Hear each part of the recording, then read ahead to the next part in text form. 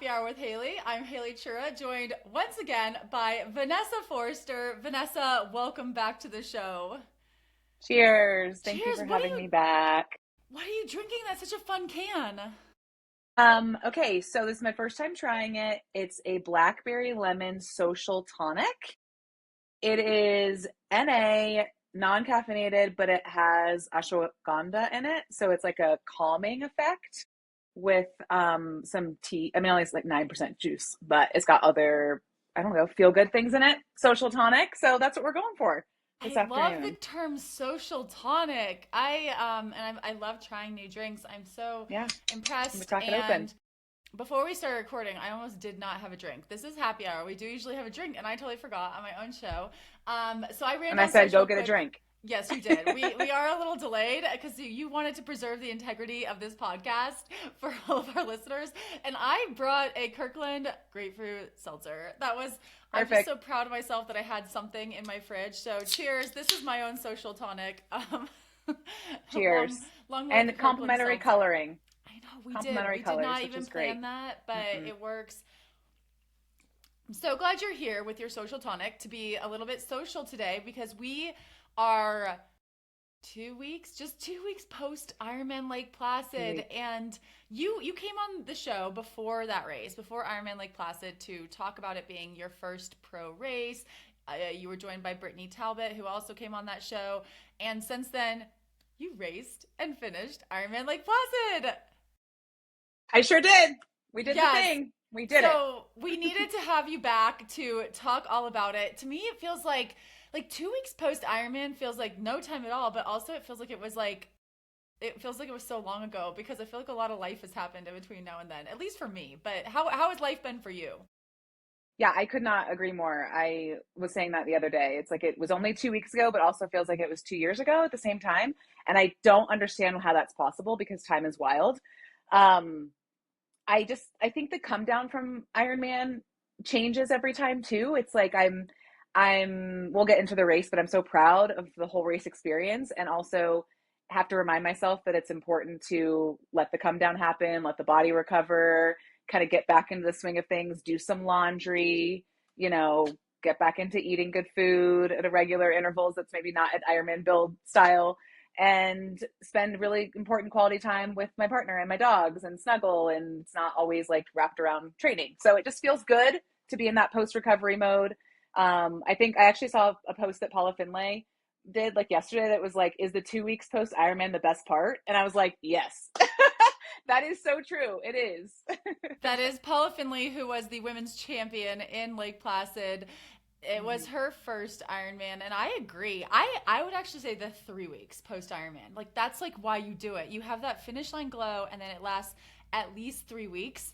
So you're still in it, and I'm glad you're feeling that way because sometimes I felt like when I was race I'd put off a lot of things until after the Ironman, and I'd be like, I'm gonna have so much time and energy for this after the Ironman, the laundry, the cleaning closets, all that kind of thing. Mm-hmm. And then I'll get past the Ironman, I'd be like, actually, I'm quite tired. I don't want to do that now either. Yeah, it's like you didn't really give yourself that future self anything to look forward to. So I really tried not to do that this time. Okay. I am taking some more time. Like I went for a good long hike with my partner yesterday to really soak up the recovery time instead of making it really admin related because that's no fun. I've done that in the past though. I've put off things and I've learned my lesson. Either do the thing before Ironman, that's probably not just, it's not going to get done. So that's my game plan this time around. My last Ironman was last October, and I'm still trying to get some of those things done that I put off until after that race. I'm like, once I retire, I'll do X, Y, Z. And, my closets are still a disaster. Oh, one of these days, one of these days. It'll get But, done, and if it doesn't, it's not that important. I mean, I love to On be your the. deathbed, I'm pretty sure on your deathbed, Haley, you're not gonna be like, oh my god, I wish I'd cleaned out my closets. No, I would be You like, know? I'm so happy someone else has to do that now. Just leave My it. legacy is that all those things someone now has to go through and, make a big old trip to, I don't know. Hopefully there's Goodwill. not that much garbage, but yeah, I don't know if Goodwill wants it. But anyway, the dump's not that far away. A lot of people around here have trucks. But we'll not think about that right now. Vanessa, I want to go back to kind of pre-race when you had some ideas of how this race was going to go. We mentioned you raced as an amateur for many, many years. You Mm-hmm. had great Ironman experiences. You've been on age group podiums. You've raced Kona as an age grouper. But this was something very different racing as a pro. Mm-hmm. What kind of preconceived ideas did you have going into it? And then how did that turn out? Yeah. Which again, in these last 2 weeks, I've had a lot of time to think about things like this. I would say, a lot of people take their pro cards and they like after Kona, like we talked about this, and like after Kona, they like hop right in. They don't miss a beat. And I missed a lot of beats. Like I took my card and then there was a long space between when I took the card and when I raced. And I actually think in a lot of ways that benefited me because I didn't have these expectations that came from my age group racing that I took into racing a pro. All I knew about racing as a pro came from you and Brittany, who had done it in the 70.3 level a couple times, and a couple other friends that were kind of in a similar position to me. But I took their experiences as like good information, data, but not letting it dictate or completely write what I thought my experience was going to be. Like, oh, that's really interesting information to have. And I'm open to whatever my experience is going to look like.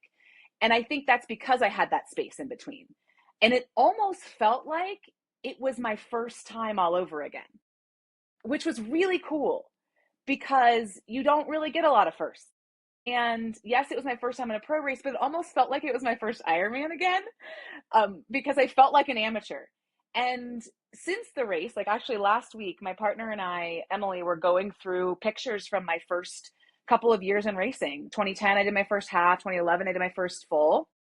And I look at those pictures and I'm like, wow, I was just like bright eyed and bushy tailed, 24-year-old, like had the world ahead of her. And like, what is this world of Ironman racing? And I honestly feel like that's exactly what I had at Lake Placid. What is this world of pro Ironman racing? I don't know. Let's go find out. And that is so special. And I don't think I would have had that if I had gone straight from age group racing, took my card into pro racing. And I'm so grateful that I had that.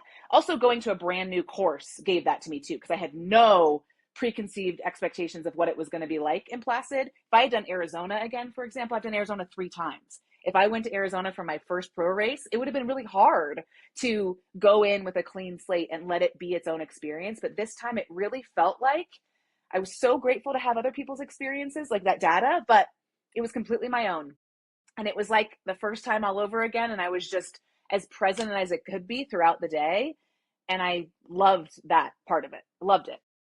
That's such an endorsement. I have never actually, when I asked a lot of people this question as I've interviewed women and Mm-hmm.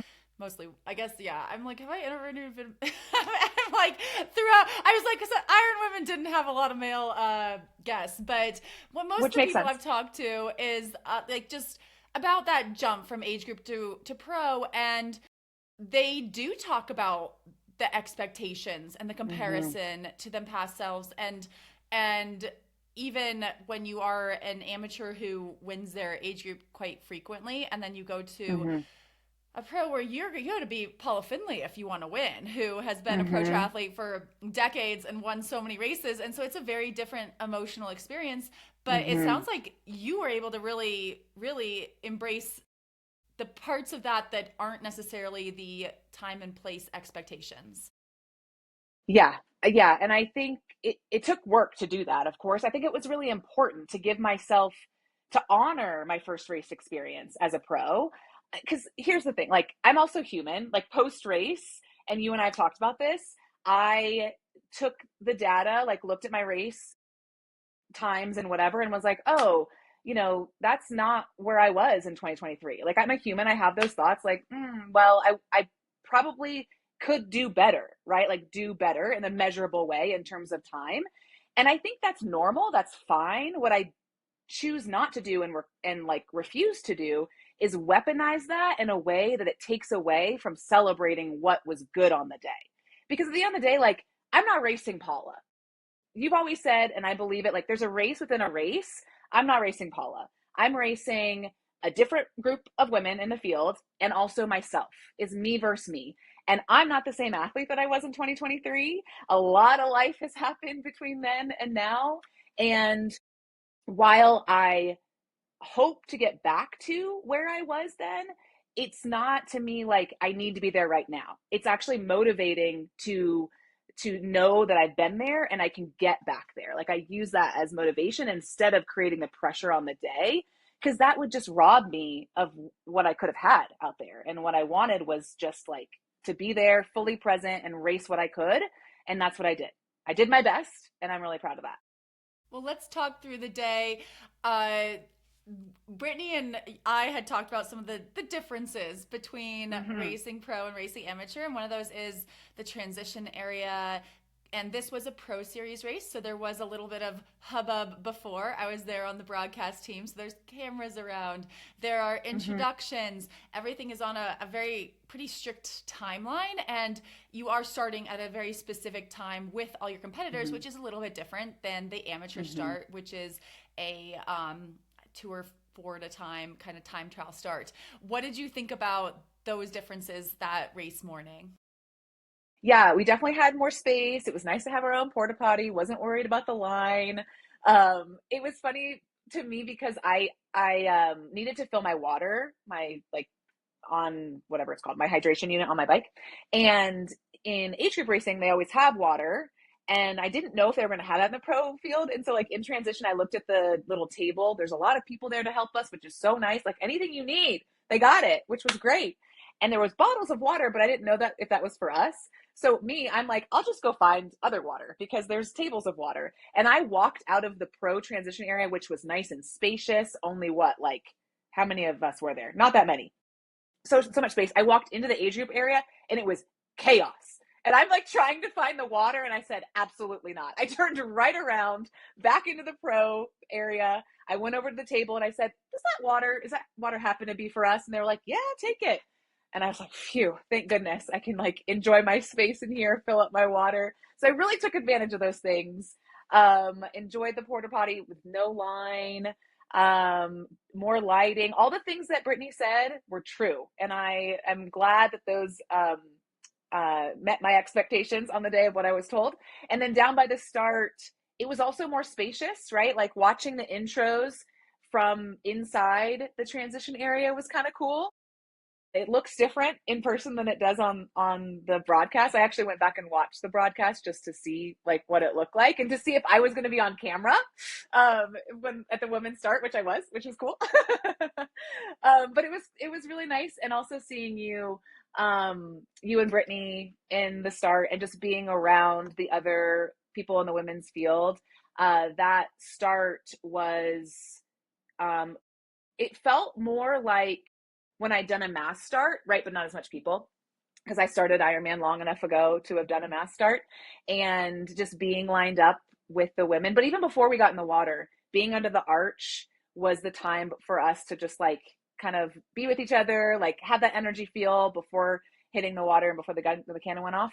But I got to meet a couple more women in the field, and it was just a nice like camaraderie and energy to start the day, and everything felt more spacious, which I appreciate and I definitely took advantage of. As someone who has, recently retired and has spent many years racing pro, I will say that's something I was not prepared for when I have done a few races since then, especially some like big marathons. And I'm like, Yeah, oh my goodness, where did all these people so come from? many. Like, I'm like, wait, Yeah. where's my like perfectly laid out transition? Like the aid station's quite a different experience when I realize now how spoiled I was being a Ironman pro athlete. For Uh, so long that you were. Yeah, you definitely appreciate it more when you go from being in the crowded areas to a lot of space. but still, a lot of respect for those amateur athletes. I remember being at that Hmm. start in Placid, and it was a blustery, cool morning. You were not in wetsuits. The pros were not in wetsuits. You were in Hmm. swim skins because the lake was like 72 degrees. The lake was Yeah. non-wetsuit for pros, but wetsuit for amateurs. And then the air temp was pretty cold. And then this like wind came in. I was pretty cold on camera. There, I remember. I think Paul Kay, who was the announcer, was like, "Are you cold?" And I'm like, "No, no." I refuse to admit that I'm cold. That maybe I should not have worn these neon shorts. But it was also very noisy. I mean, the amateurs. Mm, I was my first couple times I was on camera. I like couldn't even hear myself think, let alone hear anything from the studio. I was like, I hope that made mm, sense. But I'm curious about that start for you and going into the swim and what that mhm. was like. Yeah, like as you mentioned before, going from starting together, and I think there's a field of like maybe 30 of us versus that like time trial-esque start with two to three, two to four at a time every couple of seconds. Like it felt like the mass start days, but a smaller field. And I expected it to go out faster than it did, weirdly. I did not think that, not that I was with the majority of the field for very long, but I really thought that everyone was going to like take off and I'd have this like clean water, the sighting tool all to myself immediately. And it didn't. So it was kind of crowded. It felt like the washing machine effect. And I just tried to stay as cool, calm, and collected as I could. Swimming is not my strongest of the disciplines. I feel comfortable in the water. I don't like stress. I don't have like a lot of anxiety, thankfully, but I just prefer to have my own water. So I just kind of like let the people in front of me get out at their own speed, however long it was going to take, and then tried to find feet as fast as I could and stayed on some feet for a while for most of the race actually, and really really appreciated the sighting tool because also sighting is not my strongest, and I think that I saved some of my neck muscles not having to look up as much, and that was really nice. And I just like got on the feet, found the sighting tool, and kind of used those both to my benefit. You have been helpful in letting me know, like, don't always trust the person in front of you, don't trust their sighting. So keep, sighting for yourself, whether that's the tool or the buoys or looking up. And so I was really balancing both of those throughout the race.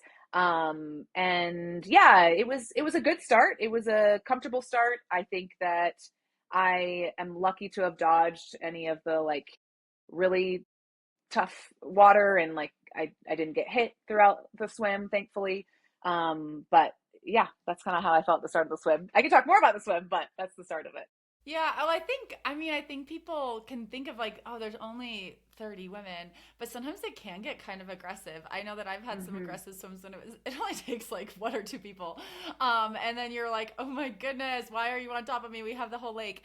But it's racing, and that's part of it, especially Mm-hmm. open water racing. And when I've watched like actual like open water swims, I feel like those are even more aggressive, and they have like the people on the boats like blowing whistles and like handing out Mm, penalties. So I'm like, okay, ours are not that bad. But I think yeah. that's a good I also that's used to play water polo. I don't know if I ever told you that. So I've been in some no. aggressive water situations. At least no one's trying to unzip my swimsuit like they used to do in water polo. So it's not that bad.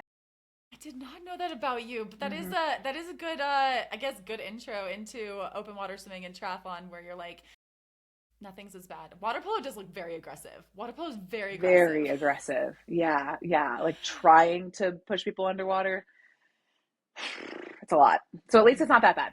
Yes. What how about the temperature? Were you cold at all? No, I wasn't. I was cold to start before we got in the water. I didn't have like a throwaway layer or anything, so I was just trying to like keep my body moving, do some jumping jacks. But I think the adrenaline and a little bit of the nerves kept me warm enough before the start. I did not do a swim warm up either because I really thought that if I did get in the water and then got out, that would have dropped my body temperature too much. So I'm glad that I didn't do a swim warm up. And then once we hit the water, I was just trying to race. So my adrenaline was through the roof. My body temperature was high enough. So I felt comfortable.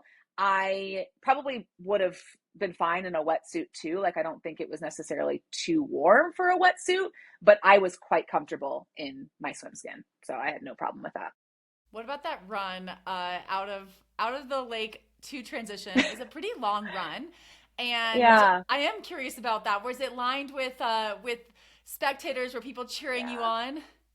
Yeah, it was so nice. When we saw the map, like in the pro meeting for the run from the swim to T1, it looked really long. And I tried to visualize it, but it's just really hard to see it until they have the barricades up.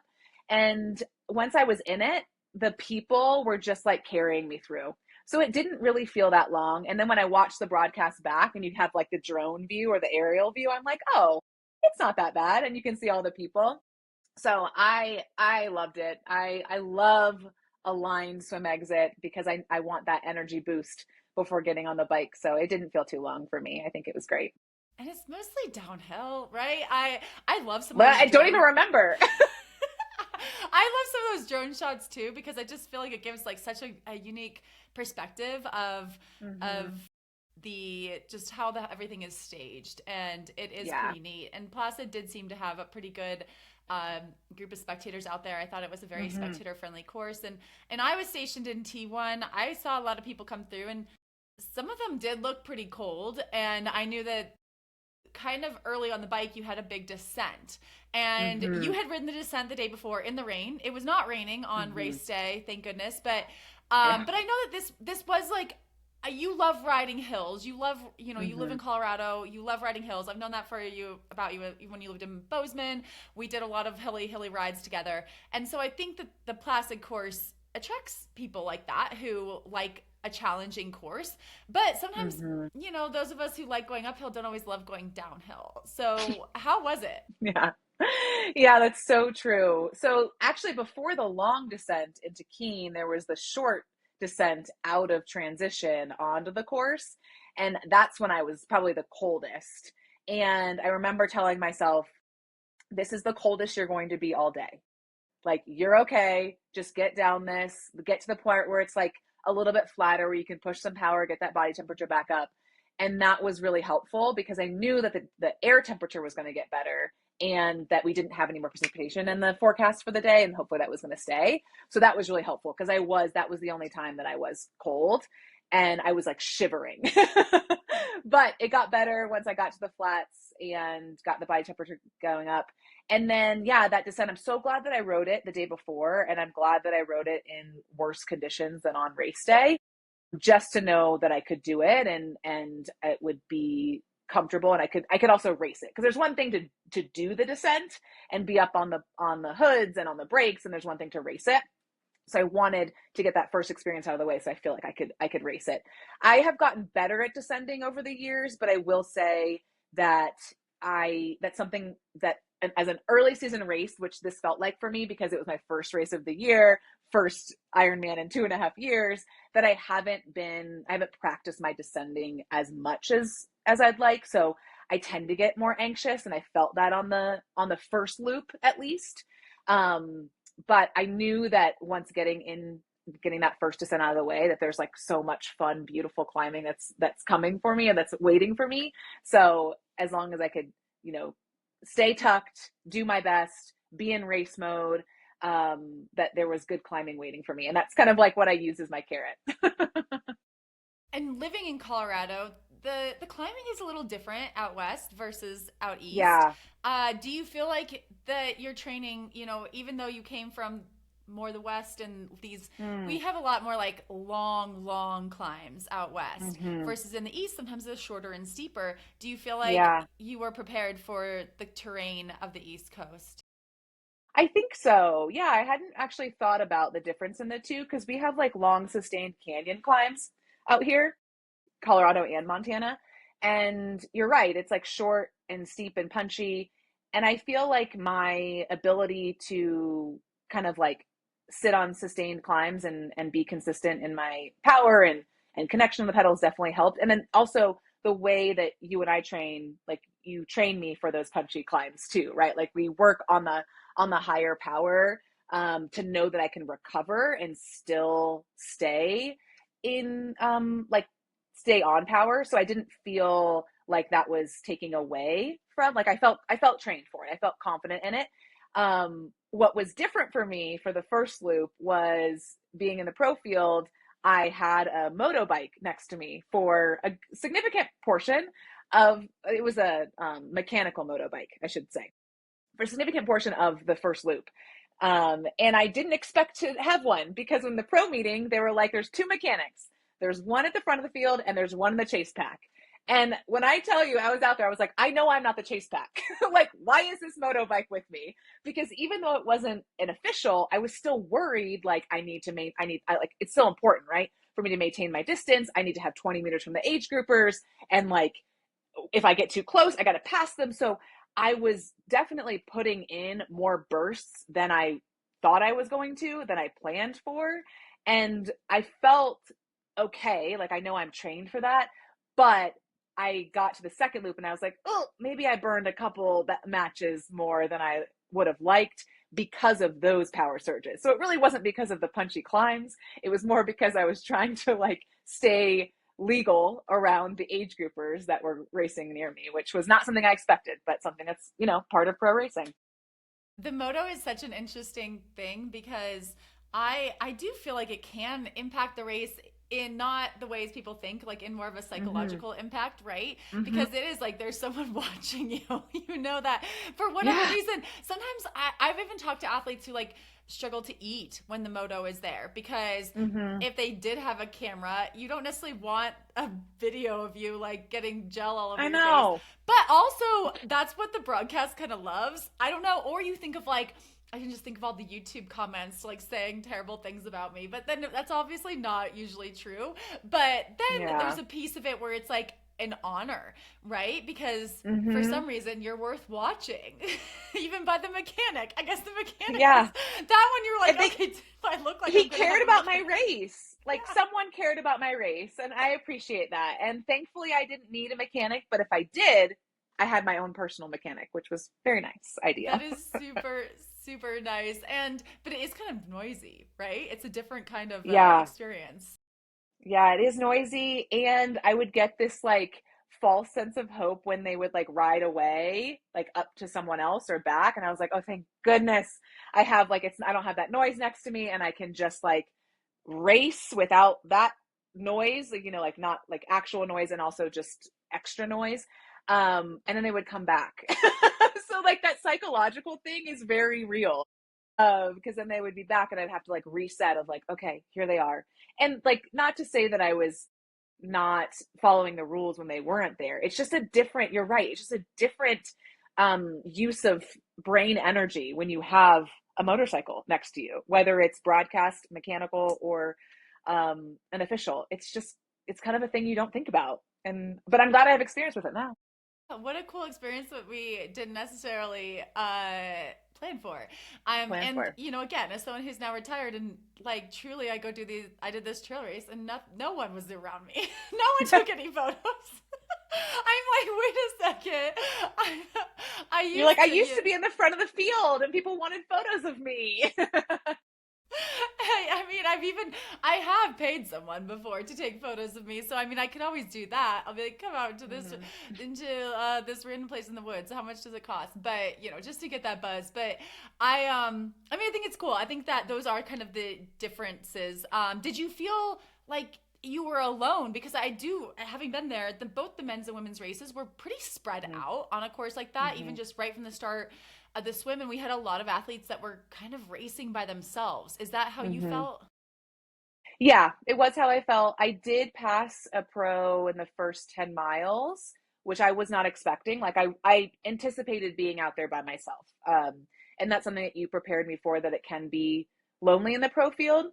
And I've also, I would say, had age group racing that felt lonely, being at the front of the field. Like what a privilege, right? To be at the front of the field and not be around a lot of people.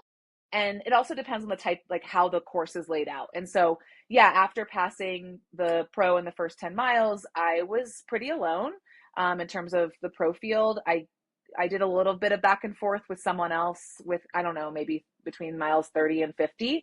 And that was all of it I saw. And so I just was out there riding my own ride, racing my own race. And which I think, back to our earlier point about not going in with a lot of expectations or pressure, it really just allowed me to do my thing. And I wanted to be doing my best all day and I didn't need to be measured against someone else every single moment, right? It is fun when you can have that dynamic of of working with someone in a legal way. Like I've been happy to have that experience in the World Championships in Kona, and that's cool. And maybe I'll get to that point in the pro field. But for this race, for my first experience, I think it was actually better for me to not be around a lot of people, so I could keep within my means and within like what felt good for me, and hold that consistent pace and effort throughout the day, and not just like blow it all on the bike just because I was around people. So I didn't mind being lonely out there on the bike. What about coming into T2 and heading out on the run? I always found in Ironman, there were a lot of Ironmans I did where, Mm-hmm. I mean, you have this kind of euphoria that you're off the bike and you get to Mm-hmm. be on 2 feet, on solid ground. Like there's a little bit of security in that. Yeah. I think a few of them I was ready. I felt good about running, but then a lot of them I would get to T2 and I was like, oh my, you can't even think about running a marathon, right? Because at least this one it wasn't super hot, but a lot of times you're really hot, you're really depleted, and Mm-hmm. there's certain courses too where you like I think of Kona, that one always because you're riding in on like the run course and you're like Yeah. I am so far from transition and I still have to run out here. Yeah. Every Yeah. time I'm like, don't think about it, and that's all I can think about. But how was this one? How was this one? Well, I wasn't thinking about the marathon a lot on the bike this time. I think in the past I normally do. For better or worse, I wasn't thinking about it this time. And I think part of that is because just like a week out from this race, I didn't even know if I'd be able to complete the race. I had a really tough training session on the bike where I was really dizzy and I couldn't hold power. And I was really, really worried about my ability to even finish the bike, let alone the whole race. So because of that, I didn't think about that at all um, on race day, which was intentional. But like after that happened, you and I talked, we prioritized rest for race week and took some of my taper sessions off. And I just like fueled myself. I was like, I'm going to give myself the best chance of success on this day. And part of that was I'm going to be in each individual discipline, right? Like when I'm in the swim, I'm going to be in the swim. When I'm in the bike, I'm going to be on the bike. And then when I get to the next one, when I get to the run, then I will be in the run. And I think that is what I needed for this race, especially. When I got off the bike, I was just so elated to be on 2 feet. Like you said, I was like, okay, I can walk, run, or crawl myself to this finish line. Like I'm getting my pro finish. I knew it as soon as I got off the bike because I was able to complete the 112 miles and I didn't know if that was going to be the case. And I was so, so grateful for that. So once I got on my 2 feet, I was like, okay, so now all we have is 26 miles. Like we've done so many miles already. So many. Now just 26. And I just was like 1 mile at a time, like breaking it down. I did use Brittany's little tool of counting backwards a couple times throughout, or counting forwards. I don't know. I think I did both actually throughout the race, just a couple of times to break it up. But I was eager to get going, knowing I only had 26 miles, but also like I can't think about all 26. I can just think about the 1 mile that's in front of me and my fueling, because I know that I needed to keep fueling to if I was going to get to that finish. So that's kind of where I was when it came to the run when I first got off the bike. What about this Placid course? Because it's a pretty significant Oh. downhill to start. And It it, is, which is I hard. mean, yeah, I mean, you think of it like, okay, downhills feel great, but first mile downhill, no. Like Mm-hmm. you kind of want to ease into things, and if anything, I think a first mile uphill is better, because Mm, everything you go up, you kind of know you go down usually, typically, unless you're doing a unique point to point course. But yeah. everything you go down, you know you're gonna have to come back up too. Yeah. Yeah. This course is brutal. I mean, 7,000 feet of climbing on the bike into like over 1,000 on the run. And yeah, that downhill out of transition, which, like, in theory, when you're looking at a map, you're like, okay, that'll be nice to just, let gravity help me. But you're right, it's painful. And then the psychological effect of knowing you have to go back up. But I'm just like, could they not find a flatter route in and out of town? It's just like, it's No, a really Placid is interesting, very. It's all like the very glacial, like how hilly. the glaciers came in there. I feel like they're Yeah, everywhere I walked around there was uphill. uphill. Yeah. It Yeah, and actually could like have been it's a worse. really yeah, you're totally right. Actually, I should take that back. It could have been worse because the road right in front of the Olympic Center, like we could have Yeah. gone up and down that a bunch of times. So, yeah, it was the initial mile downhill, rough. Um and they had these like the weird out and backs that were like false flats, but also uphill. Like you just, I don't feel it until I'm like looking at my mile splits. I'm like, okay, well, that was uphill. Yes, there were a few of those. Were you lonely when you got out the first out and back? It's pretty long, and you go out near the ski jumps. These are the Mm-hmm. iconic Lake Placid Winter Olympic ski jumps.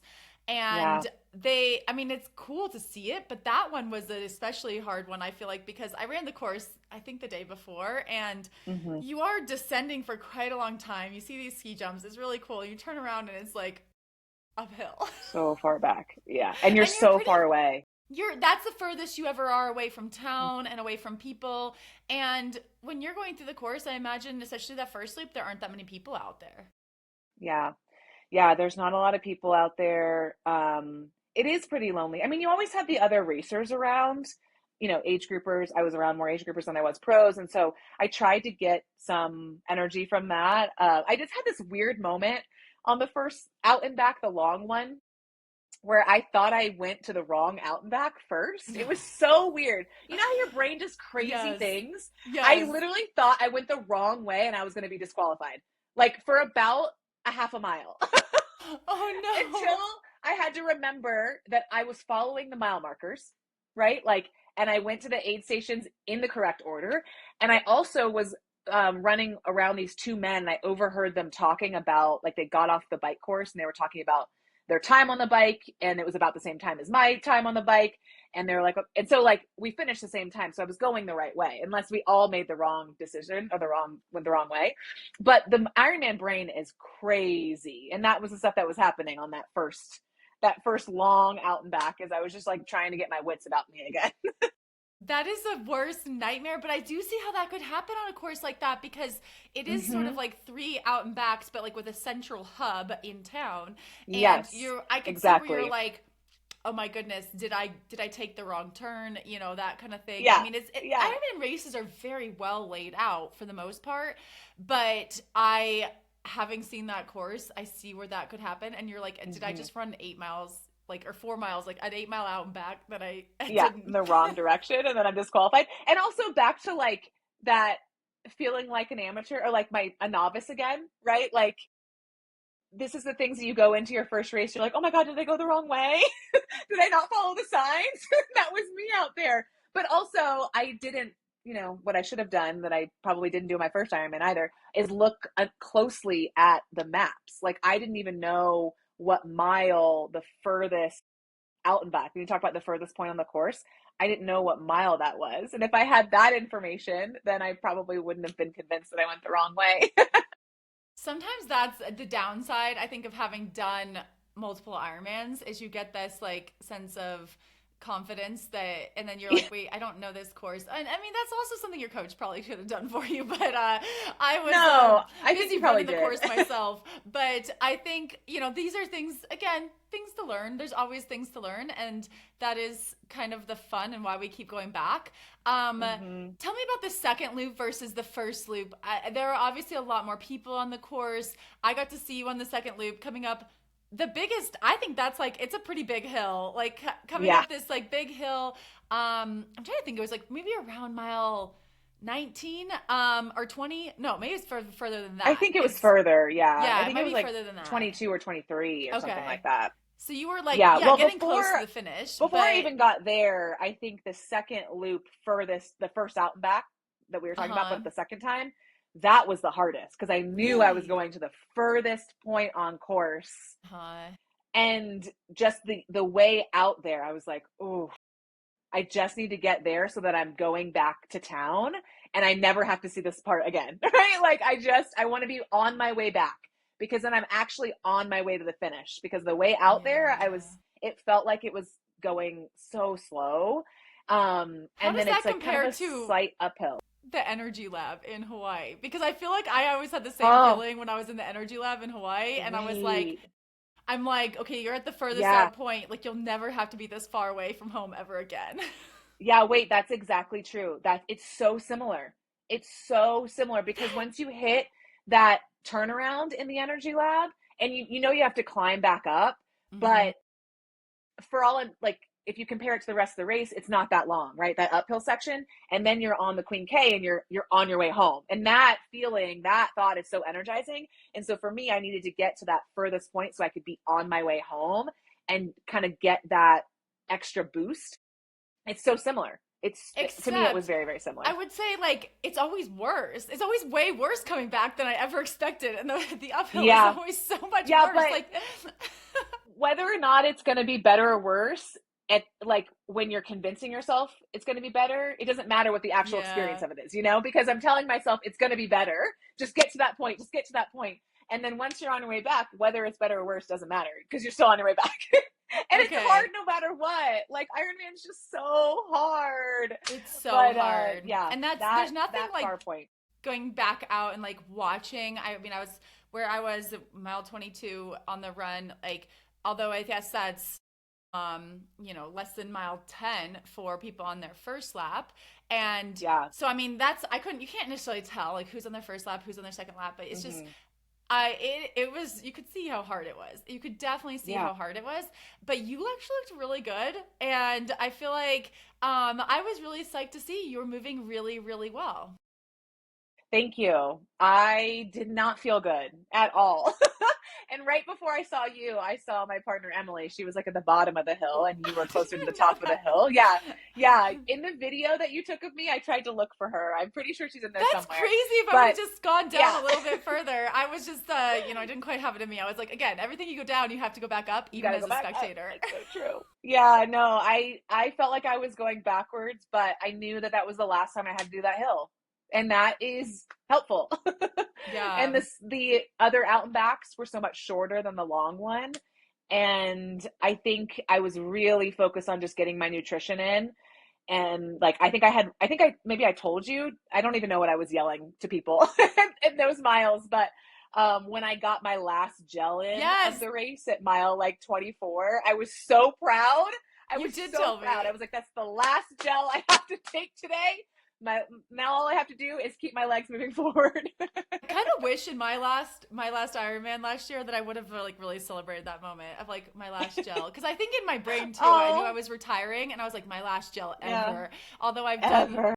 I've done a few. I have had to take a few gels since then, and so it wasn't true. But it's Sometimes different. It's a different it's experience of a gel. it's different, yes, because it gets to where it's like you need those calories even to run those last 3-4 miles. Like it Hmm. doesn't. Again, we can be sitting here on a beautiful Sunday and you're like 4 miles, that's nothing. But 4 miles at the end of an Ironman is a lot. Like you got to keep that Is a fuel coming lot. in, and it becomes a big Yeah. chore. And every Hmm. molecule in your brain is telling you like, nah, don't do it, No. don't do it, you've Yeah. earned Yeah. it, just stop and walk. And you're like, no, but I want to be racing at the end of this race. Hmm. Yeah, exactly. And that was a process goal of mine for this race is just to still be racing all the way to the finish. And my run splits were really consistent throughout, and I'm really proud of that. And I think a lot of that was because of the fueling and because I like was so diligent about it, even when I didn't want it, because I knew that I'd be proud to be able to be racing instead of just like struggling, like crawling basically just to get to the finish. Let's talk about that finish, because Placid mercifully does have a downhill finish, and Yes. it's pretty Bless. cool one. Hmm. Yeah, bless the downhill finish of Placid. It's such an iconic course in general. We talked about this on the last podcast.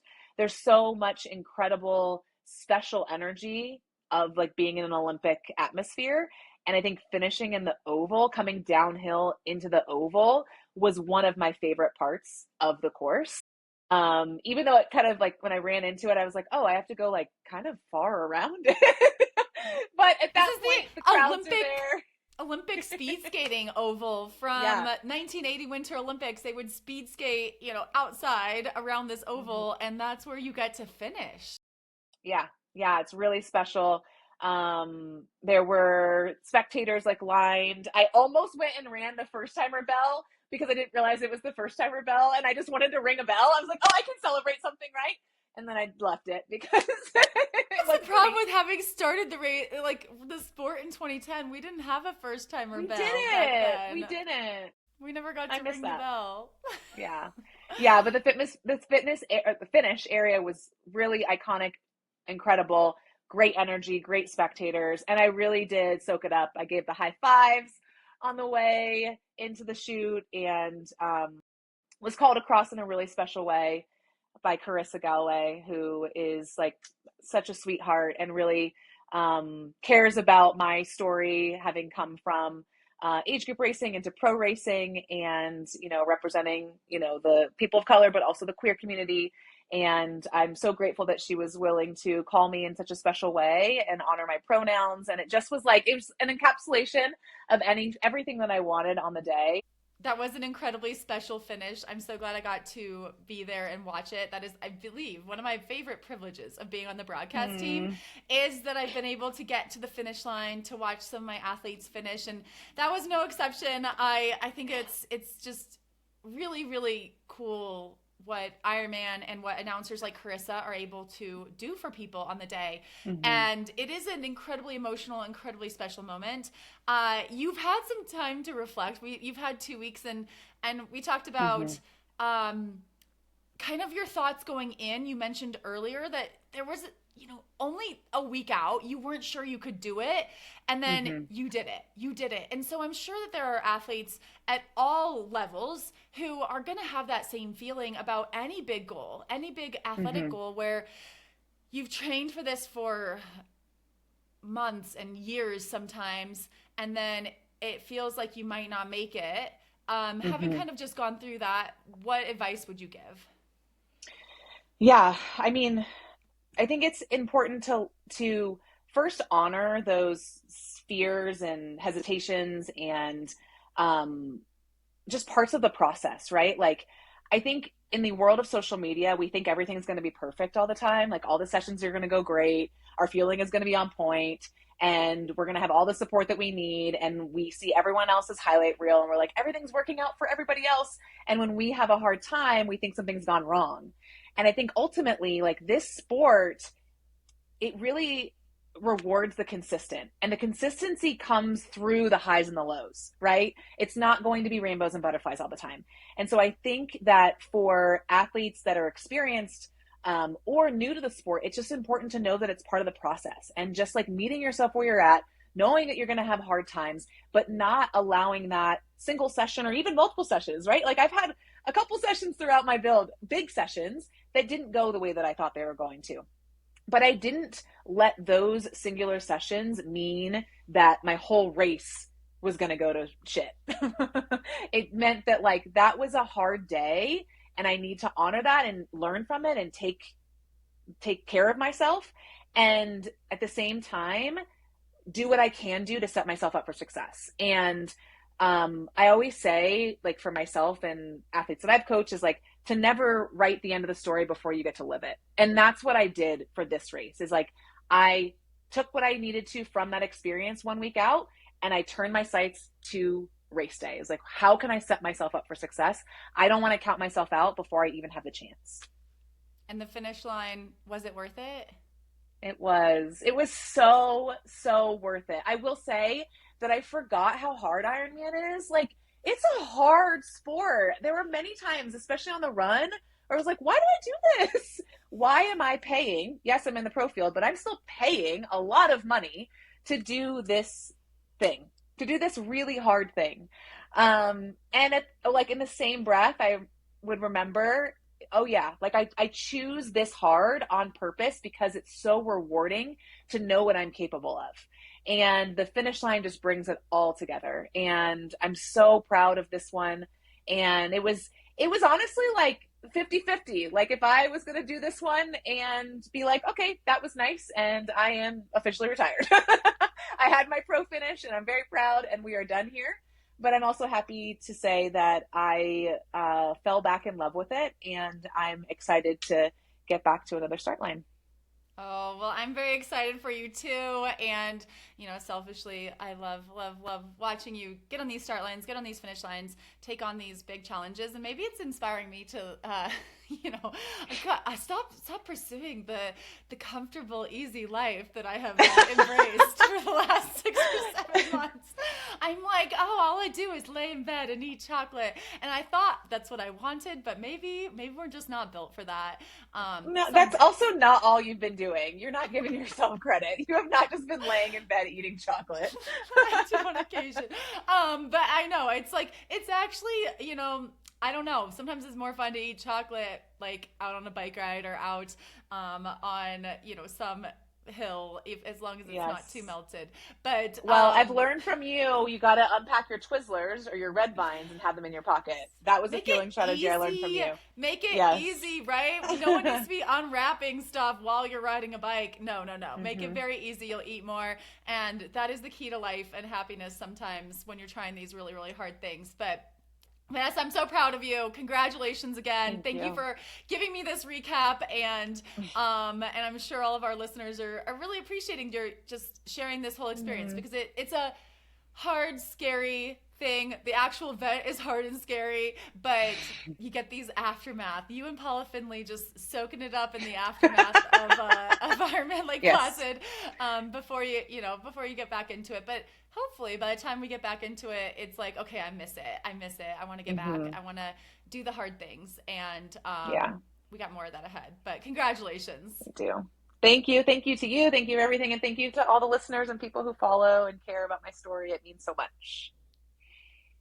All right. Well, we will maybe have you on again when we want to talk about what's next. But for now, bask in that glory. And thank you again. Cheers and cheers. Talk to you soon.